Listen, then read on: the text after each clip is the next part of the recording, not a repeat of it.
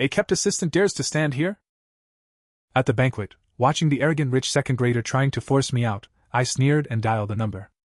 The next second, the president of a $100 billion conglomerate burst through the door and, to the shock of everyone present, bowed deeply to me.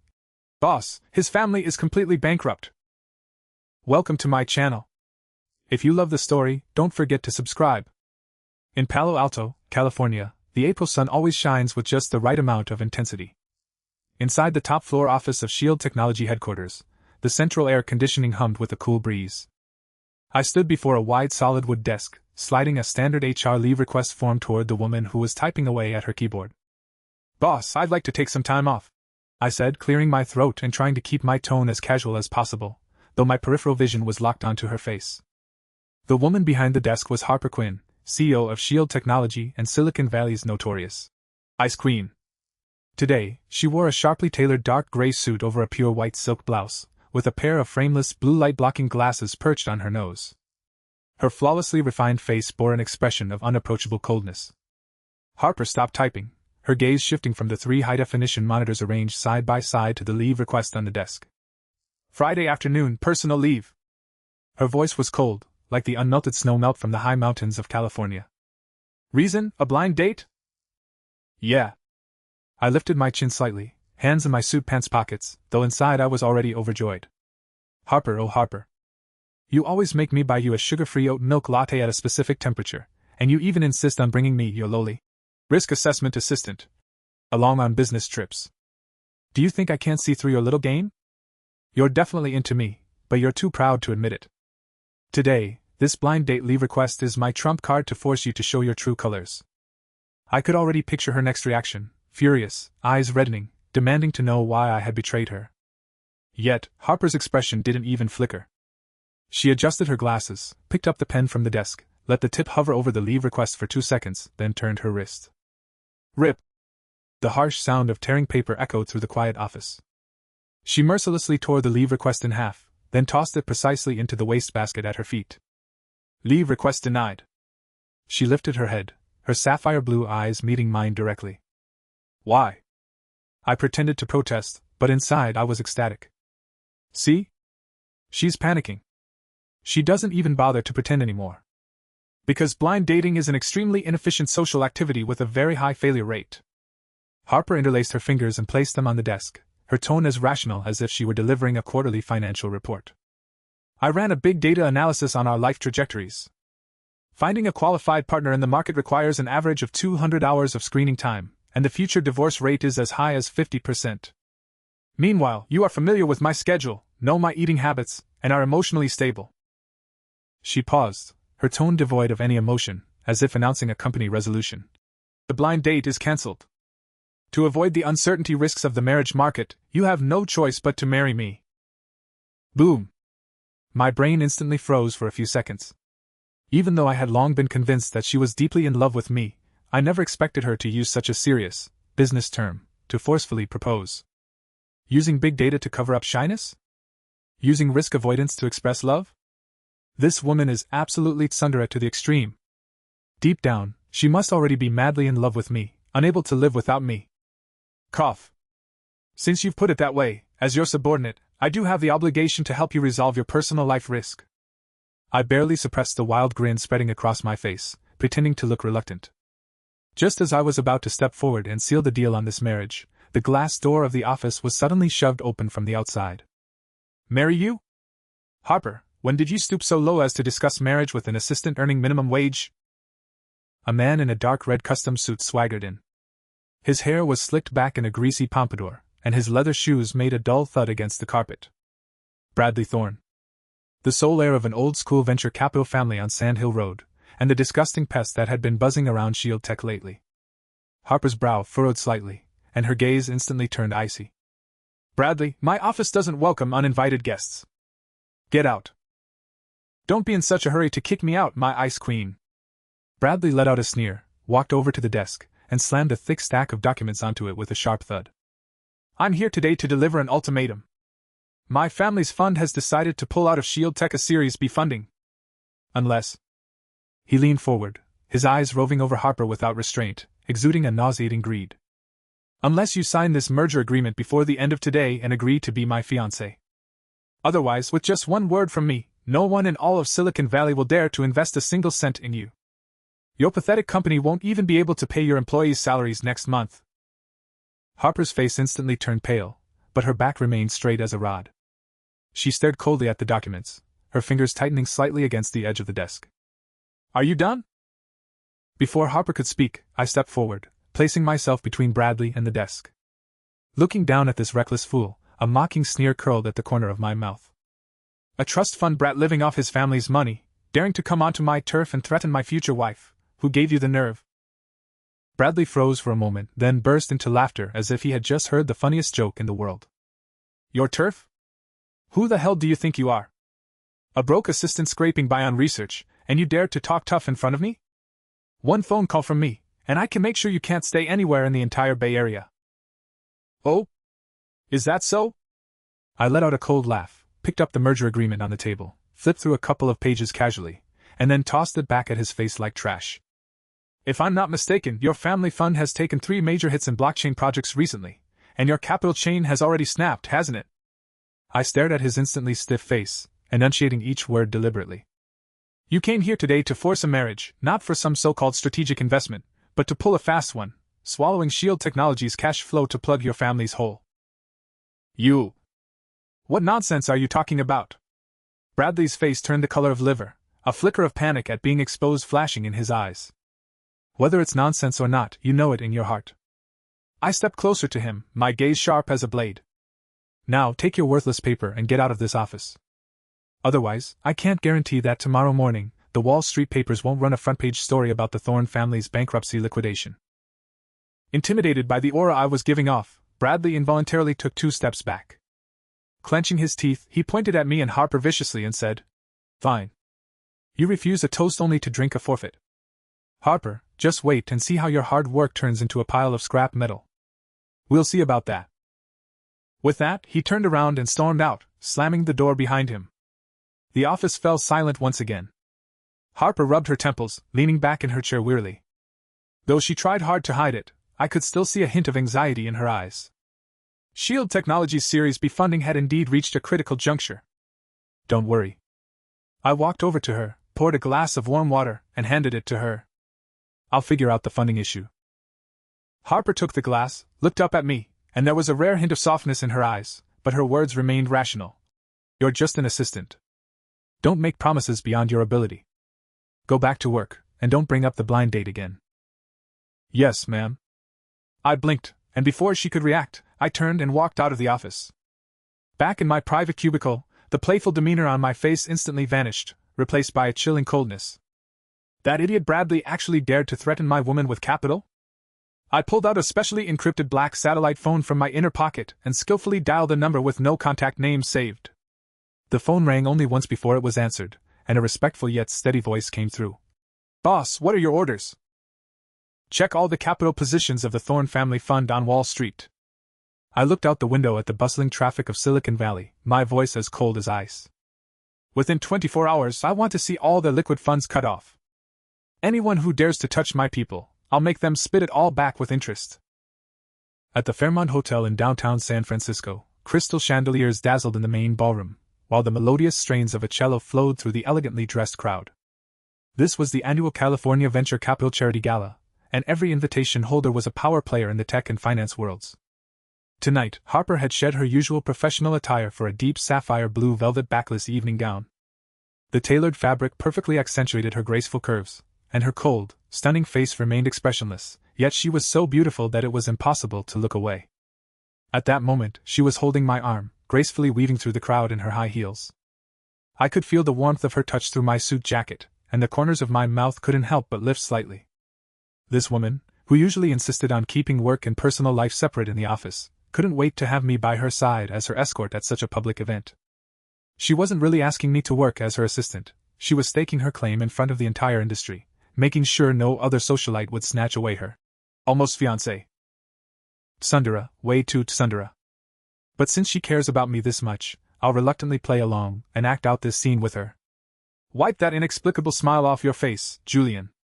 Harper kept her eyes forward, speaking to me in an extremely low voice, her tone still cold.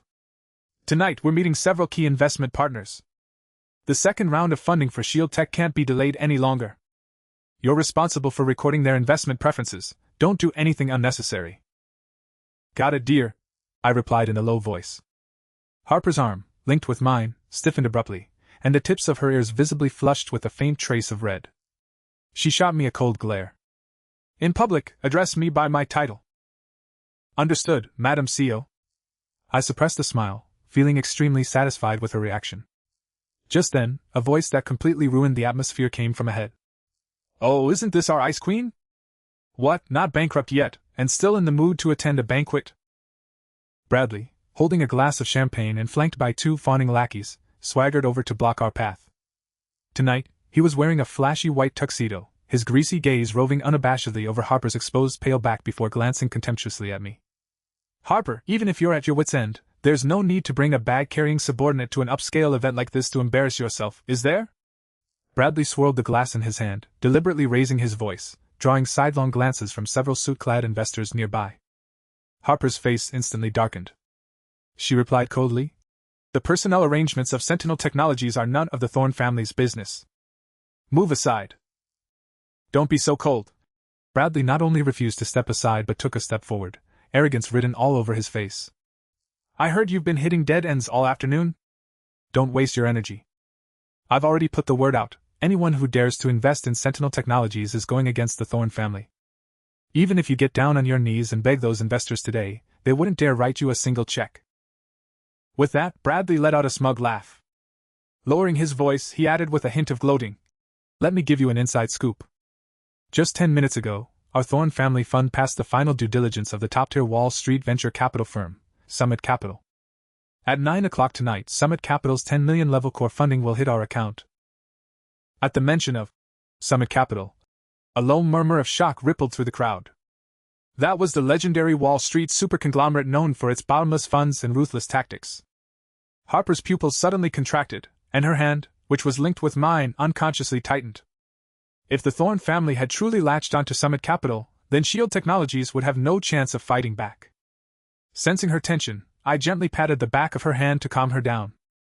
Then, lifting my eyelids, I looked at Bradley as if he were an idiot, a mocking sneer curling at the corner of my mouth.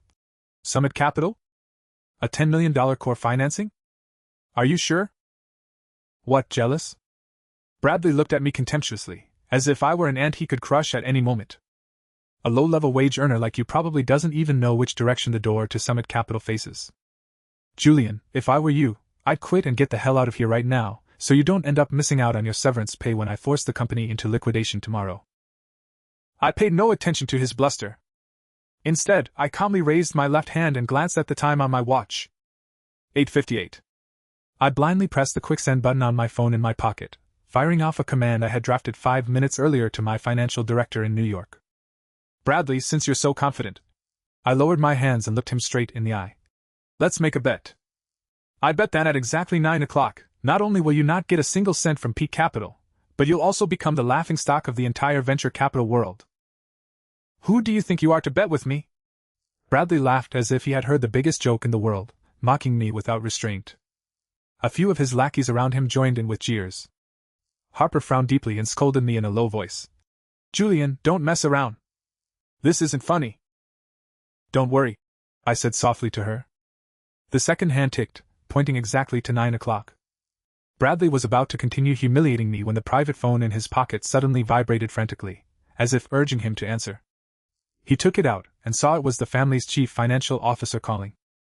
With a smug grin, he pressed the speakerphone button and said loudly, "Listen up, that's the sound of Summit Capital's funds coming in."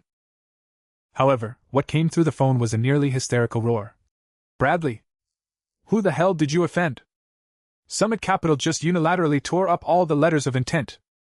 Not only that, they've issued a top-level venture capital blacklist against us on Wall Street. All our bank credit lines were frozen in that very second. The company's cash flow is completely cut off." The murmurs in the venue instantly fell into dead silence. The arrogance on Bradley's face froze instantly, and he didn't even notice the champagne glass slipping from his hand onto the expensive carpet. Flustered, he grabbed his phone, his voice distorted by sheer panic. What did you say? How is this possible?" We've already passed the background check. Not only that, the financial officer on the other end of the line was already on the verge of tears. Several of our partner banks, seeing peak capital's move, have also demanded early repayment. We're bankrupt, Bradley. The Thorne family is finished. The call ended. Bradley looked as if all the bones had been drained from his body, his legs giving way as he collapsed directly onto the floor. His face pale, he stared at me as if I were a monster. I looked down at him from above, my voice calm without a trace of emotion. I told you, you won't get a single cent. Now take your pipe dream and get out of my fiancé's sight. The surrounding investors quickly stepped back, avoiding him like the plague, staring at Bradley sprawled on the ground as if he were a pariah. Several security guards immediately stepped forward, half dragging and half carrying the dazed man out of the banquet hall. The crisis was resolved in an instant. Harper stood beside me, her sapphire blue eyes filled with disbelief. She took a deep breath and lowered her voice to ask me, "What the hell is going on? What did you do?" I shrugged innocently, flashing a simple-minded smile. I didn't do anything. I guess the Thorne family had too many skeletons in their closet, and their foundation wasn't clean. Summit Capital's audit team must have uncovered a major loophole. Doesn't big data say that family businesses like theirs have an extremely high rate of implosion? Harper stared at me suspiciously for a moment, as if weighing the truth in my words. Reason ultimately triumphed over emotion, and she gave a slight nod. True, Summit Capital's due diligence has always been rigorous. It was only a matter of time before the Thorne family's messy books were exposed. Tough luck for them. Seeing that she had fully bought my explanation, I breathed a quiet sigh of relief. It seemed that staying by her side undercover to protect her was still very much feasible. However, Harper suddenly changed the subject, her gaze shifting past my shoulder toward a corner of the banquet hall. "I'm afraid tonight's troubles aren't over yet." I followed her gaze, and my eyes instantly turned cold. At the entrance to the fire escape leading to the underground parking lot, the chief technology officer of Shield Tech was furtively handing a black encrypted portable hard drive to a man dressed in Bradley's attendant uniform. The next morning, the thin fog over Silicon Valley had yet to fully dissipate, and traffic on California State Route 1 was already beginning to clog up. In the top-floor conference room of Shield Technology, the atmosphere was so oppressive it felt as if it could be wrung dry. The massive electronic screen on the wall flashed a glaring red alert, with the core algorithm's progress bar stuck at 17%, unable to advance a single step further. "Harper, don't waste your effort." David, the chief technology officer, pulled open the glass door of the conference room and swaggered in. He casually tossed his executive badge onto the long conference table, producing a crisp sound. Harper stood before the screen, her dark gray professional attire still immaculate. She turned around, her blue eyes coldly fixed on David. "Last night, in the underground parking lot of the Fairmont Hotel, you handed over the copy disk of the core code to someone from the Thorne family.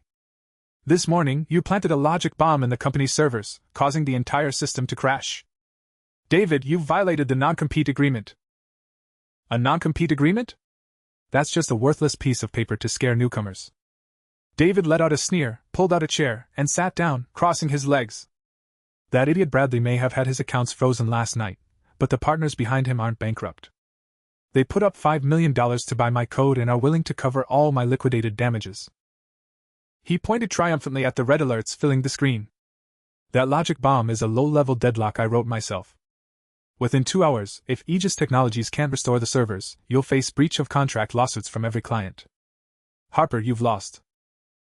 The faces of several core executives in the meeting room turned ashen, and some had even started quietly packing their personal belongings.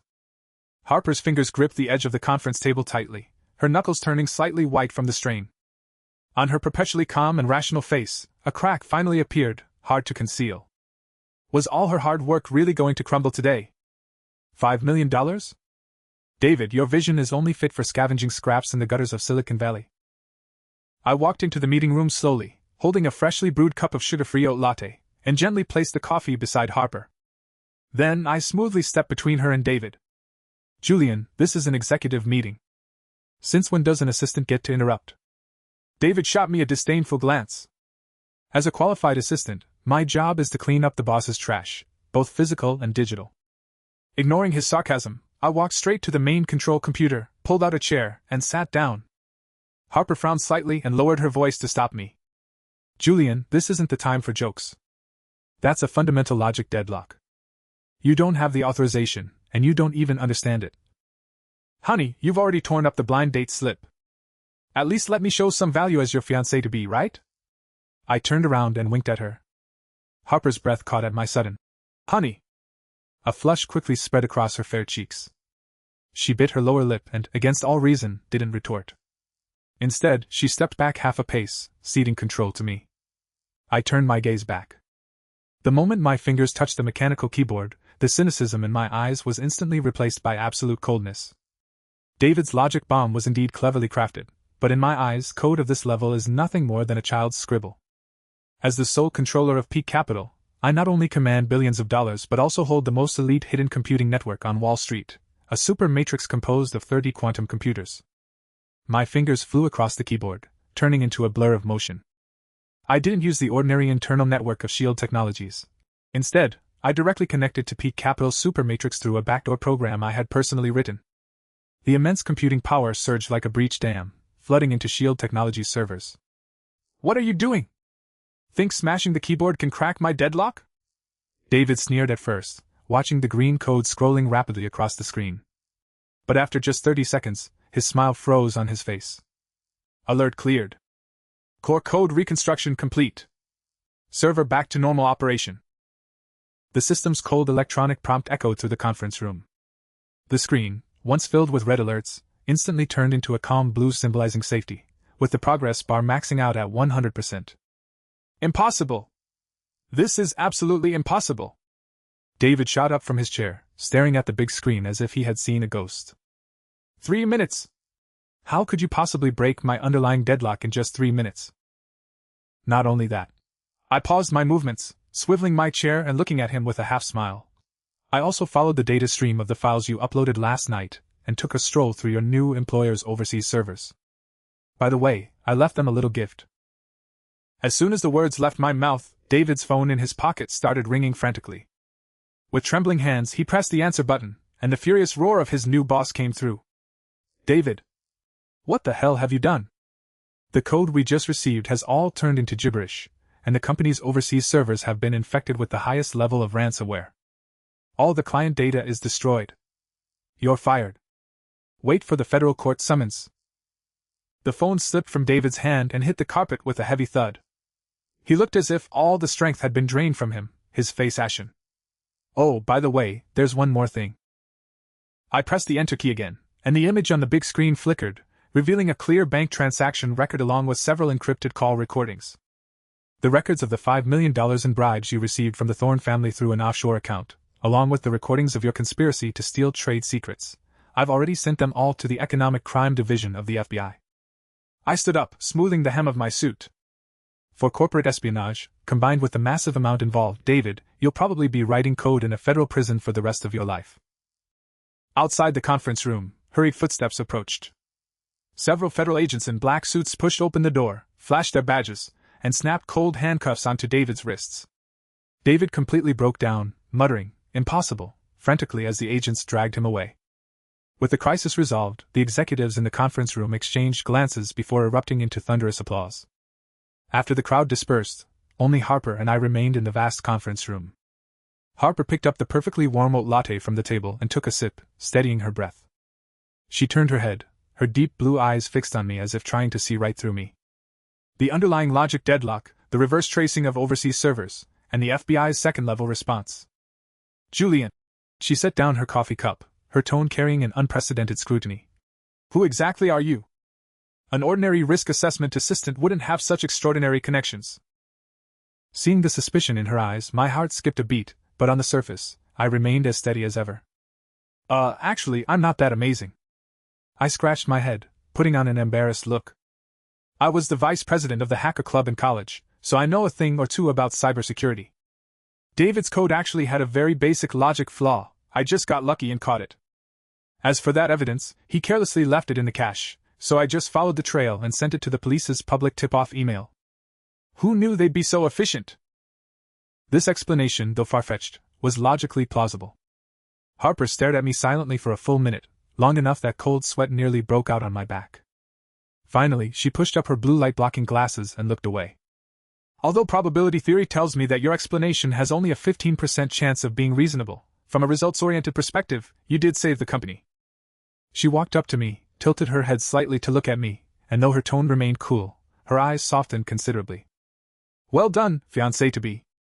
It seems my decision to choose you to avoid marriage risks was the right one. Hearing those words, the heavy weight in my heart finally lifted, replaced by sheer joy. She admitted it. She finally acknowledged me as her fiancé-to-be in private. Just as I was about to take the opportunity to hold her hand and deepen our connection, the front desk secretary suddenly burst in, flustered, pushing the door open. Ms. Harper! It's terrible! Bradley has arrived at the company building with a top-tier legal team ranked in the top 3 on Wall Street. They say they want to sue us for breach of contract in person. In the reception hall on the first floor of ShieldTech, the California sunshine outside the floor-to-ceiling windows was still bright, but the atmosphere inside had dropped to freezing point.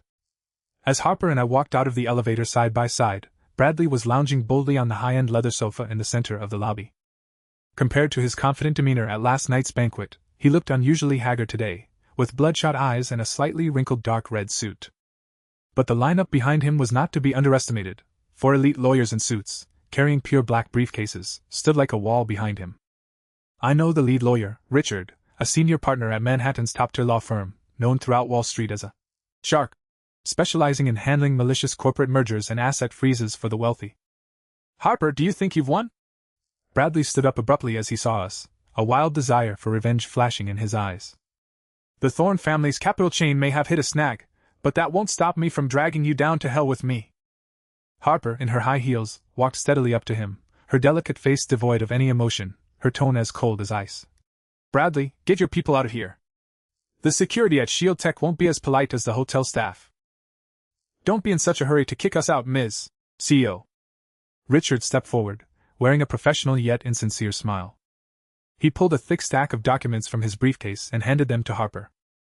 This is a pre-litigation asset freeze petition from the California Superior Court.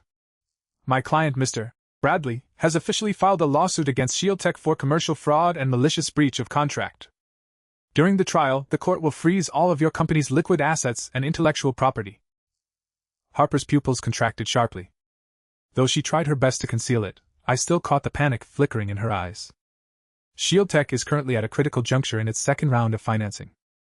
If all accounts and intellectual property are frozen, even for just 3 months, the entire R&D team will disband due to unpaid wages, and the company will go completely bankrupt. Bradley's move is a scorched earth tactic, a desperate gamble that would destroy both sides. There was never any written agreement between us. How can you talk about breach of contract? Harper questioned coldly. An oral intent is still an intent. Richard adjusted his gold-rimmed glasses, his tone arrogant. Of course, if this case goes to court, we'll most likely lose in the end.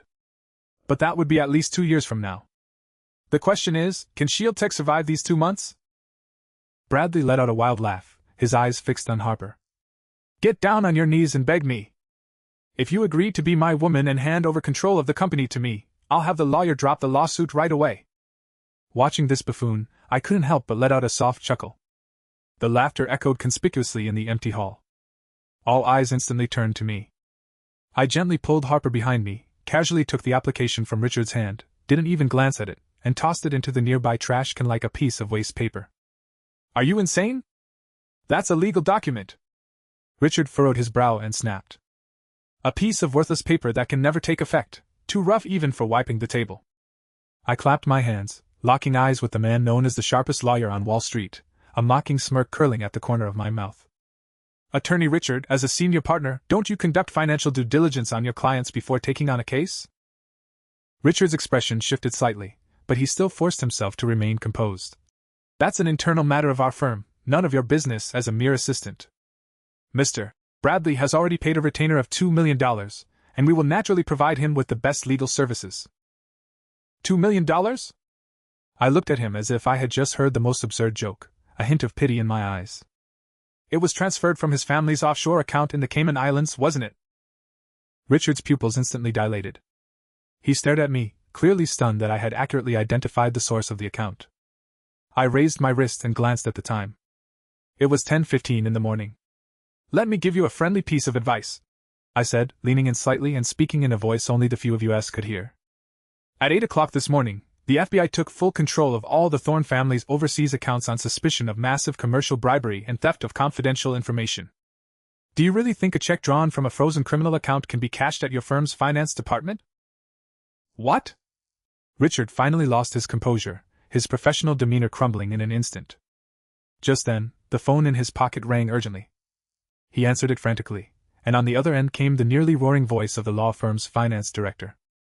The lobby was so quiet that even I could hear it clearly. That $2 million check had bounced, and due to suspicions of money laundering, the firm's receiving account was now at risk of being reviewed by federal marshals. Not only that, but the finance director was screaming over the phone. The legal department of Summit Capital just issued an ultimatum to our management committee. If we dare to take on any case for the Thorne family, Summit Capital will immediately terminate our annual multi-million-dollar cooperation agreement with the firm. Richard, stop everything you're doing right now. Get out of there immediately. The call ended, and Richard's face was paler than paper. The look in his eyes as he stared at me had shifted from initial contempt to deep fear. How could an ordinary assistant know so much about the movements of Summit Capital and the FBI? Mr. Bradley. Richard turned around, his voice trembling slightly with anger and fear. Due to your involvement in using illegal funds to pay legal fees and concealing significant financial risks, our firm is unilaterally terminating your representation agreement. You're on your own. With that, Richard didn't even bother to organize his briefcase and, along with the other 3 lawyers, rushed out of the Shield Technology building without looking back, as if fleeing from a plague. Bradley was completely stunned. He stood alone in place, staring at the empty doorway, his legs beginning to tremble uncontrollably. How could this be? Why is Peak Capital targeting me? I haven't offended them at all. He muttered to himself, sinking completely into the abyss of despair. Security, throw him out. Harper coldly issued the order. Several burly security guards immediately stepped forward, hoisted up Bradley, who was as limp as mud, and directly threw him out the door. A deadly crisis that could have destroyed the company thus dramatically dissipated into nothing. The lobby returned to calm, sunlight streaming through the glass and spilling onto the polished marble floor. Harper turned to look at me, her sapphire blue eyes filled with complex emotions. There was shock, confusion, but more than anything, a dependence she herself hadn't even realized. Luck again? She crossed her arms, her tone carrying a hint of interrogation. Of course. I put on an innocent expression and shrugged. Big data shows that family businesses like Thorne's, built on fraud and deceit, always go bankrupt with a broken capital chain and various illegal operations. I just happened to guess that they couldn't afford the lawyer fees. Julian. Harper cut me off. She sighed, as if giving up on pressing me further about what I was hiding. All she knew was that the man before her had stood firmly by her side during her 2 most desperate crises. What's up, my dear wife? I leaned in a little closer, teasing with a smile. This time, Harper didn't correct how I addressed her. A faint, soft blush crept across her cheeks as she averted her gaze, looking out the window at the bustling traffic on the street, her voice as light as a gentle breeze. Free up your time this Saturday evening. An important social engagement? I raised an eyebrow. Not a social engagement. Harper turned her head, her eyes meeting mine with a resolute determination that left no room for refusal, though the tips of her ears were bright red. My grandfather is hosting his 80th birthday banquet at his estate in Carmel by the Sea this weekend. Since you've already agreed to be my fiancé to avoid the risks of the marriage market, then, under the logic of family ethics, you have to come back with me to meet the family. Watching her use the most rational words to mask the nervousness inside, a certain corner of my heart softened completely. With pleasure, my queen. I bowed slightly, executing an impeccable gentleman's bow. On Saturday evening, Highway 1 along the Pacific coast was dyed a brilliant golden orange by the setting sun. I held the steering wheel of the Aston Martin with one hand, while Harper, dressed to the nines, sat in the passenger seat. She wore a moon-white haute couture gown tonight, her long hair swept up, revealing her slender, fair neck, stunningly beautiful. But from the moment she got in the car, her hands had been tightly clasped on her knees, betraying her inner tension. Don't be so tense, my dear wife. It's just attending an elderly relative's 80th birthday banquet, not ringing the bell at NASDAQ. I said with a light laugh, trying to ease the atmosphere in the car. Harper turned her head, her expression unusually serious. Julian, don't take this lightly. My grandfather is the absolute controller of the family trust fund, holding the power to allocate 60% of the family's assets. My cousin Vincent has always coveted the technology of Shield Tech. He will definitely try to belittle me in front of Grandpa tonight, and he might even target you directly. Target me? I raised an eyebrow. Yes, because you're just an assistant. Harper took a deep breath. In the mindset of those old-school families, matching social status is an iron rule. I chose you to escape a business marriage, and Vincent will absolutely make a big deal out of your background to prove that I'm not qualified to manage Shield Tech. Speaking of this, she took out an exquisite deep blue velvet box from her handbag and handed it to me. This is a vintage Patek Philippe pocket watch from the 1920s. I won it at an auction for $1.2 million. During the gift-giving ceremony later, you can give this to Grandpa. At least it will shut Vincent up. Seeing the worry and subtle protectiveness in her eyes, my heart warmed. I didn't take the box but gently held her slightly cool hand. Don't worry, I've already prepared a gift. I guarantee Grandpa will be satisfied. But Harper wanted to say more, but the car had already entered the sprawling family estate in Carmel by the Sea. As soon as we stepped into the dazzling banquet hall lit by crystal chandeliers, a sarcastic laugh greeted us. Oh, look who's here! The tech powerhouse of our family, and she shows up at Grandpa's birthday banquet with a bag-carrying office boy. Vincent, holding a wine glass, blocked our path with his well-bred fiancée by his side. He looked me up and down, his eyes filled with undisguised contempt. Harper, even if you didn't want to marry into the Thorne family, you didn't have to stoop so low as to pick a subordinate who needs you to reimburse him for his suit. How do you expect Grandpa to trust you with the family trust like this? The relatives around us stopped their conversations, casting glances that clearly anticipated a good show. Harper immediately stepped forward, positioning herself half a step in front of me, and shot back coldly. Vincent, Julian is my fiancé. I don't need your approval for my marriage choices, and the performance of Aegis Technologies is far better than those chain supermarkets of yours that have been running at a loss for years. What's the use of impressive results? In front of the family, what matters is background and connections. Vincent sneered, deliberately raising his voice. Grandfather will be out any moment now. Let's see what kind of decent birthday gift you, my noble fiancé, can come up with today. As his words faded, the double-leaf mahogany doors at the front of the hall swung open. The 80-year-old patriarch, supported by his personal doctor and 2 caregivers, slowly walked out. Though his hair was gray, his eyes remained as sharp as an eagle's. The gift presentation ceremony officially began. Vincent couldn't wait to step forward first. 2 bodyguards carefully carried a massive picture frame and displayed it before the crowd. Grandpa, I wish you health and longevity. This is an authentic work by a 19th-century French impressionist master. I pulled countless strings and spent $2,800,000 to acquire it from a private collector in Europe.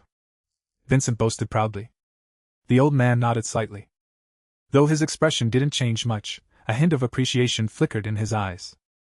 You've put thought into this, Vincent. The relatives immediately burst into a flurry of flattering remarks, and Vincent was practically walking on air. He turned to me with a provocative look. Julian, is it? Your turn. Let us feast our eyes on what earth-shattering treasure an assistant like you can produce. Harper's face tightened, and she immediately reached for the antique pocket watch in her bag, trying to bail me out. I pressed my hand over hers, gave her a reassuring look, and then stepped forward. I didn't bring any flashy packaging. I simply pulled a thin black envelope from the inside pocket of my suit jacket and handed it to the old man with both hands. Grandpa, it's a pleasure to meet you. A small token of my respect, I said in a calm tone. Vincent saw this and burst into exaggerated laughter. An envelope? What's inside? A supermarket coupon? Or a greeting card you drew yourself? Harper, if you're going to hire an actor, at least give him a budget for props. Facing the mockery, I didn't even spare him a glance. The old man frowned and gestured for the private doctor beside him to take the envelope and open it. The doctor casually pulled out a black invitation card with dark gold hot-stamped edges. The moment he glanced at it, his hands began to tremble violently, and the glasses on his nose nearly slipped off. This is impossible! The doctor exclaimed in shock, his voice loud enough to be heard throughout the entire hall. The old man's face darkened. What's all the fuss about? Sir, this is the highest-level invitation from the Boston Alpha Life Sciences Laboratory. The doctor was so excited he could barely speak, his hands trembling as he held the invitation. This is the world's most cutting-edge telomere repair targeted therapy. In the entire North America region, only 3 spots are released each year. The hall fell into a dead silence so profound that you could hear a pin drop. Those relatives who had been mocking me just moments ago all pricked up their ears. The doctor swallowed hard and continued in a trembling voice. This treatment cannot be measured by money. It is not sold to the public. Only the core leaders of Wall Street's most elite financial groups are eligible to obtain it through internal channels. Just one course of treatment can significantly repair aging cells, rejuvenating your body's functions by at least 5 to 8 years. What? The old man shuddered, his originally cloudy eyes suddenly bursting with sharp light as he snatched the invitation from the doctor's hand, staring intently at the gilded imprint on it. For an 80-year-old tycoon holding immense power yet nearing the end of his life, famous paintings and antiques were nothing but lifeless objects, while 5 to 8 years of youth was the most lethal and irresistible temptation in the world. This is impossible. It has to be fake. Vincent shrieked like a cat with its tail stepped on.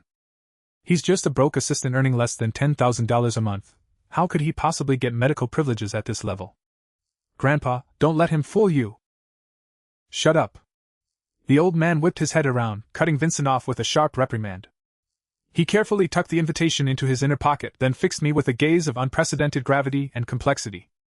Julian, right? The old man's tone even carried a hint of awe. Behind Alpha Labs is that unfathomable top-tier consortium on Wall Street. This gift is too heavy.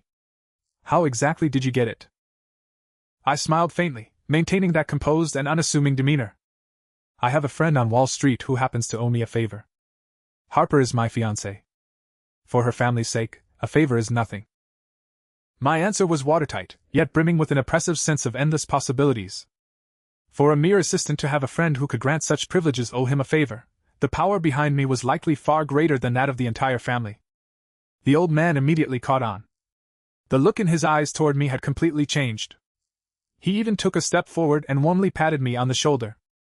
Good, good. Harper has excellent taste. With you by her side, I have no worries at all about handing SHIELD technology over to her. With just one sentence, the distribution of the family trust was settled once and for all. Vincent's face turned ashen. His legs went weak as he stumbled back 2 steps, staring at the scene in disbelief, unable to utter a single word. I returned to Harper's side, and she was looking at me as if I were an alien. Underground hacking techniques, precise financial predictions, and now the life science privileges of a top-tier consortium. Harper took a deep breath, lowering her voice with an unprecedented seriousness. Julian, what exactly are you hiding? I looked into her sapphire blue eyes, knowing the time to close the net was near. Dear wife. I leaned in close to her ear, whispering in a voice only the two of us could hear. What if I told you that the entire Wall Street is mine? Would you believe me? A full week had passed since the birthday banquet incident. This week, armed with the invitation from Alpha Labs, Harper firmly secured her position as the family heir. After receiving the initial diagnosis report for the telomere repair treatment, the old man signed the legal documents that very day, officially transferring 60% of the family trust fund to Harper. The night in San Francisco carried a slight chill. In the top-floor CEO office of Shutong Technology, only a warm yellow floor lamp was left on. Harper leaned back in the spacious leather office chair, rubbing her sore temples.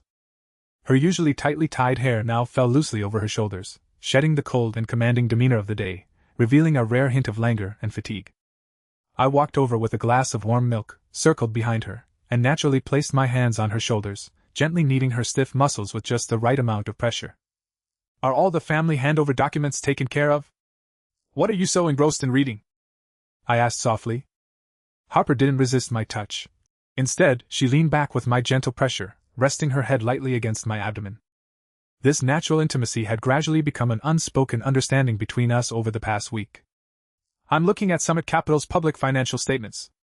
Harper looked up, her sapphire eyes shimmering with complex emotions under the light. Julian, my grandfather's private physician verified through the medical system that the invitation letter is not only genuine but was directly issued from Summit Capital's highest-level authority account. She turned around, meeting my gaze directly. You said that night that the entire Wall Street is yours. I've spent a week investigating. Summit Capital, this super conglomerate controlling hundreds of billions of dollars, the name of its sole actual controller has always been under the highest level of confidentiality. So, are you him or not? Seeing her earnest expression mixed with a hint of curiosity, I couldn't help but smile. Just as I was about to come clean, the office door was suddenly knocked on urgently by the front desk secretary, then pushed open forcefully. Ms. Harper! Something's wrong! The secretary's face was pale, her voice trembling. Mr. Vincent and Bradley have barged into the company with a group of people. They're now in conference room 1 on the 12th floor. They've teamed up with 3 minor shareholders to call an emergency board meeting, demanding your immediate removal as CEO. Harper's eyes instantly turned cold. The exhaustion from before vanished, and she once again donned her impenetrable queenly armor. Bradley? Didn't he already go bankrupt? Harper stood up with a sneer. Let's go see what tricks these clowns can still pull. In the conference room on the 12th floor, the air was thick with smoke. Vincent sat arrogantly in the seat that originally belonged to Harper, a thick cigar clamped between his fingers. Bradley stood beside him, dressed in an expensive suit, but the dark circles under his eyes and his extremely agitated demeanor made him look like a desperate gambler with no way out. Harper, you're finally here. Vincent blew out a smoke ring and slammed a thick equity transfer agreement heavily onto the table. Take a look. Just half an hour ago, Bradley, on behalf of Viper Capital, acquired all the shares of the other 3 directors at a 200% premium. Combined with my stake, we now hold 51% absolute controlling interest in Sentinel Technologies. Harper pulled out a chair and sat down, casually flipping through the agreement, his brows slightly furrowing. Viper Capital? That's Wall Street's notorious underground bank and malicious short-selling firm. Bradley, the Thorne family's assets have already been seized by the FBI. Where did you get $200 million to buy these shares? You don't need to worry about that. Bradley stared at Harper like a mad dog, his eyes filled with vengeful satisfaction. I mortgaged my last hidden overseas assets and borrowed this money from Viper Capital. Harper, you rejected me back then and left me with nothing. Today, I'm going to kick you out of this company in front of everyone. I'll turn everything you've built into my private property. Vincent chimed in smugly. That's not all. Harper, you're suspected of forging medical documents to deceive grandfather. I've already filed a protest with the family council. Once we take back Shield Technology today, I'll have you removed from the family trust tomorrow. Forging medical documents? I stood behind Harper and couldn't help but let out a light laugh. Vincent, it's a real waste of talent that your imagination isn't writing scripts in Hollywood. Who the hell do you think you are? A kept assistant living off someone else, and you think you have the right to speak here? Security! Throw him out! Vincent slammed the table and roared. But none of the security guards outside the door moved. I slowly walked to the holographic projection screen at the front of the conference room, ignoring Vincent's bluster, and took out my phone from my pocket to dial a number. The phone was answered after just one ring, and I pressed the speakerphone button. Boss, it's Marcus. A calm and respectful male voice came from the other end of the line. Have you finished investigating the capital chain of Viper Capital? I asked calmly. It's all been uncovered, Marcus replied rapidly and professionally. Viper Capital illegally used 10 times leverage to short gold in the futures market and is implicated in multiple cross-border money laundering cases. We have submitted the evidence to the U.S. Securities and Exchange Commission. Meanwhile, Summit Capital's quantitative trading matrix has launched a full-scale assault on their core stocks in the secondary market. 10 minutes ago, Viper Capital's capital chain completely collapsed, facing forced liquidation. The conference room fell into a deathly silence. The smug grin on Bradley's face froze. He stared in disbelief, yanking out his phone as if struck by lightning, frantically refreshing the latest Wall Street financial news. It's impossible. How could Viper Capital suddenly collapse? My $200 million! I signed a personal unlimited joint liability guarantee. Bradley's voice turned into a piercing scream. Marcus, bring your people up. I hung up the phone and turned to look at the 2 pale-faced individuals. In less than a minute, the conference room door was pushed open by 2 rows of bodyguards in black suits. A middle-aged white man with an extremely commanding presence strode into the conference room, accompanied by a top-tier legal team of 10 people. The lawyers who usually commanded respect on Wall Street now followed him with utmost deference.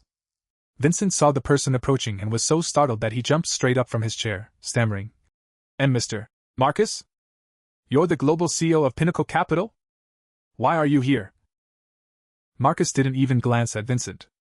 He walked straight up to me and, under the stunned gazes of everyone present, slightly bent over and gave a deep bow. Boss. The legal department of Pinnacle Capital has taken over all the debts of Viper Capital. Currently, Mr. Bradley and the Thorne family behind him owe us $350 million. We have already applied for enforcement with the federal court, and the bailiffs are downstairs. Be boss? Vincent's legs gave way, and he collapsed directly onto the floor. The cigar fell onto the carpet, burning a black hole, but he was completely oblivious.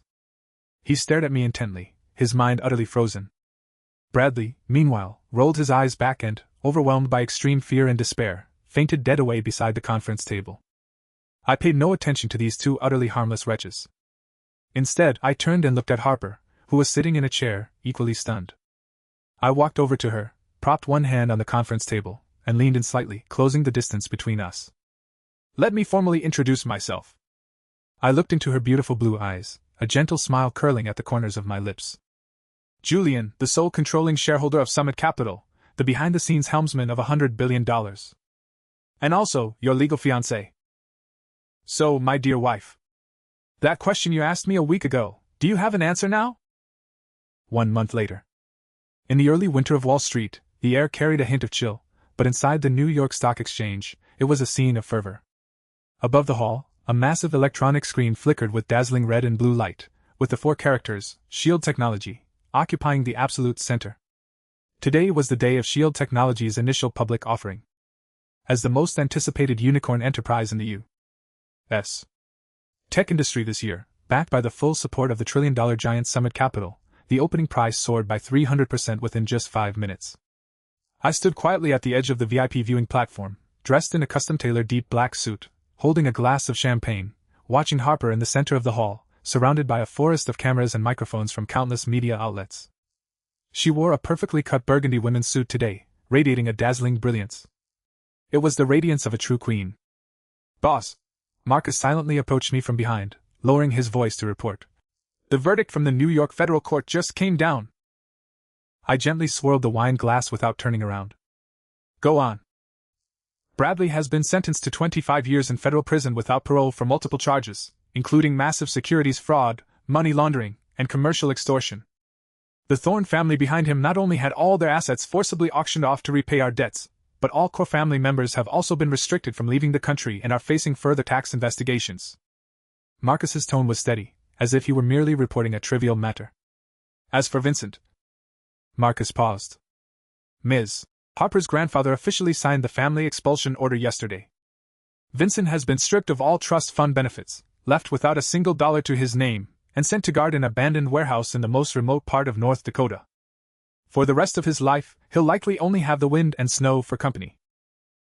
I nodded slightly, a cold, sharp smile curling at the corner of my mouth. Anyone who dares to set their sights on my woman must pay this price. Whether in business or in reality, rooting out the threat entirely is the most fundamental law of the jungle. "Julian!" A vigorous call interrupted my thoughts. I turned around to see Harper's grandfather striding toward me. In just 1 month, this 80-year-old man seemed to have been reborn. The initial telomere repair treatment at Alpha Lab had shown remarkable results. He had completely abandoned his wheelchair and cane, and even his once graying hair had miraculously sprouted a few strands of black. He was now as spirited as a man in his early 60s. "Grandfather," I greeted him politely, nodding slightly. In the rules of family ethics, I never hesitated to show the respect due to one's elders. The old man grasped my hand firmly, his grip strong, his eyes filled with emotion and deep reverence. "Good lad, you've quietly pulled off something earth-shattering.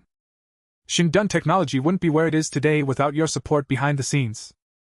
I'm here today not just to watch my granddaughter ring the bell, but to lay all my cards on the table for you."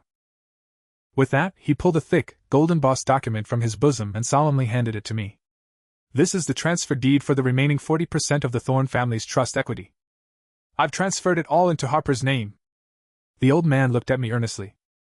"From today onward, Harper is the sole head of the family. This estate shall serve as her dowry. Julian, I formally entrust this family and my most precious granddaughter to you." I took the document with both hands, meeting the unreserved trust in the old man's eyes, and nodded solemnly. "Rest assured, as long as I'm here, no one will lay a finger on her." At 9:30 a.m. The crisp sound of the opening bell echoed throughout the trading floor. A flurry of colorful confetti fell like snowflakes as Harper stood on the stage, facing hundreds of cameras, delivering her listing speech. SHIELD Technology would not be where it is today without the hard work of the team and the trust of the market. But today, there is one person I want to thank the most. Harper's voice carried through the hall via the microphone.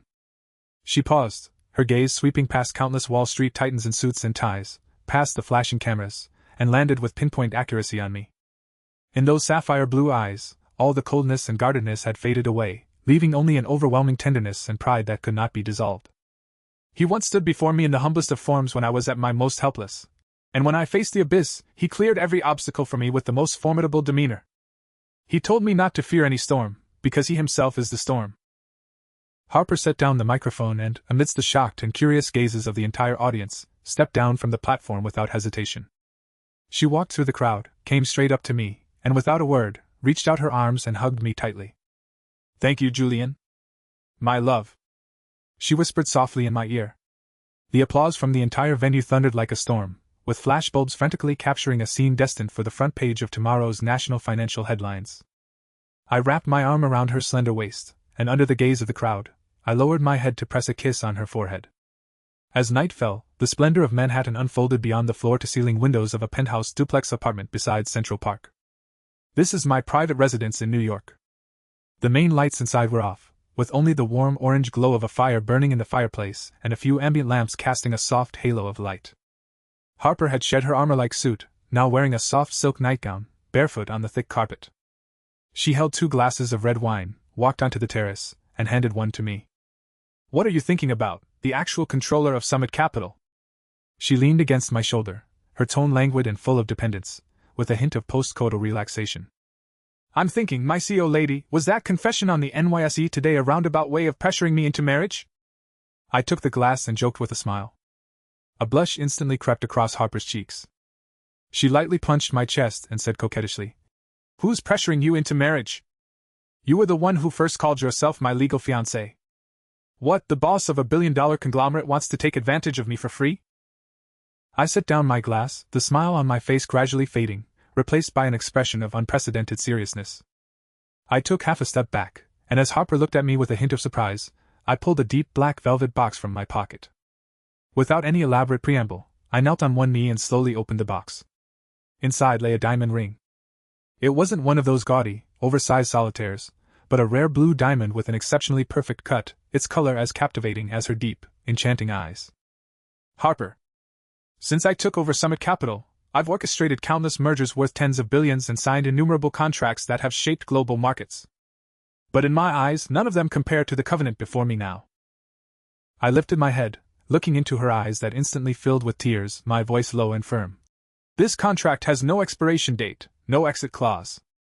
The returns are each other's lifetimes, and I bear all the risks. So, Ms. Harper, are you willing to sign this exclusive lifetime contract and become my rightful wife?"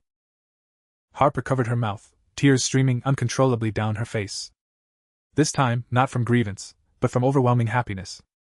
Without a moment's hesitation, not even waiting for me to stand, she threw herself into my arms, her voice choked with tears yet crystal clear. "I do! Julian, I do!"